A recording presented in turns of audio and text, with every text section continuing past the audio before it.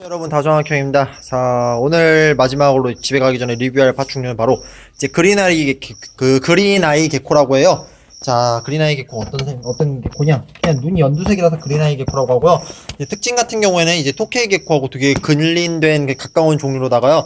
이제 가격 같은 경우는 좀 비싼 편이에요. 마리당 한 7만 원 정도 하는 좀 고가종의 토케이라고 할 수 있죠.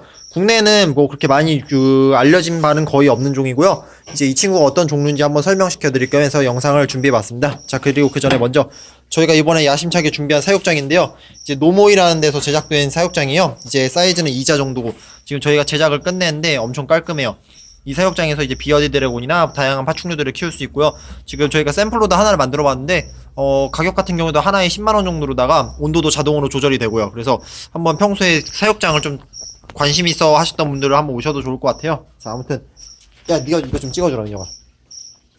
자, 이 그린아이 개코가 어떻게 생겼는지 일단 한번 보여드려야겠죠? 그걸 한번 보여드릴게요. 너가 잡고 있어줘. 됐어. 자, 그린아이 개코는 토케이 개코하고 생김새가 되게 유사해요. 그래서 해외에서는 이 그린아이 개코가 처음에 등장을 했을 때는 유럽 쪽에서는 이제 그린아이 개코를 토케이 개코의 모프로다가 이제 오인을 했던 경우가 많아요. 토케이 모프 중에서 그라닛이라는 토케이가 있는데 그 친구들은 몸에 약간 좀 그 무늬 같은 게 좀 뭔가 짙은 그런 특성이 있거든요. 그린아이 개코 보면은 여기 몸에 하얀색 스팟들이 있잖아요. 그래서 이 무늬를 보고서는 토케이 개코의 새로운 모프 아니면 그라닛 토케이라고 인식을 해가지고 되게 고가에 엄청 비싼 가격에 여러 번 유통했던 경력이 있어요. 근데 알고 보면 이거는 토케이 개코랑은 전혀 다른 그냥 글린된 비슷비슷한 종류일 뿐이지 토케이 개코하고는 전혀 다른 종류예요.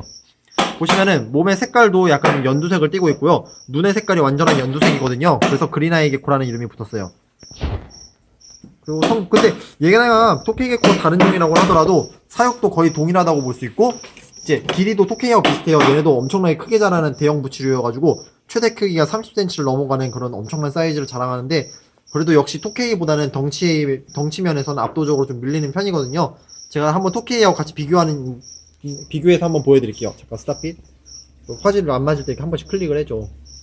자, 여기 토케이 개코, 그린아이 개코를 갖고 왔어요. 자, 머리 두상에서부터 몸의 사이즈를 봤을 때는 서로 길이는 비슷한데 그 길이는 그린아이 개코가 더 큰데요. 이제 몸의 골격은 토케이 개코 훨씬 큰 편이에요. 이제 보이시죠? 토케이 개코가 같은 사이즈면에 있는 개코들 중에서는 그 덩치가 엄청 큰 편이거든요. 그래서 그린아이 개코하고 딱 비교해 보면은 이제 머리의 골격 두상부터 그린아이 개코는 되게 좀 납작한데 토케이 개코는 엄청 두껍거든요. 보이시죠?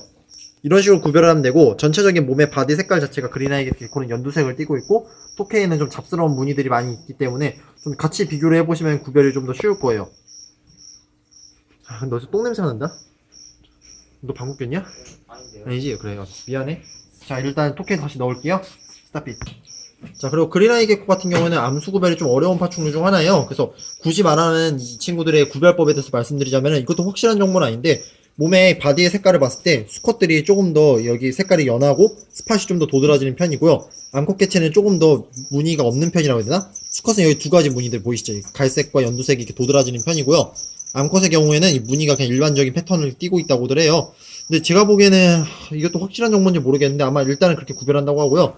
수컷 같은 경우에는 여기에 다리 사이에 여기 점들이 또 이렇게 짙게 올라와 있어요. 근데 암컷은 보면은 다리 사이에 여기 있는 무늬가 별로 없거든요.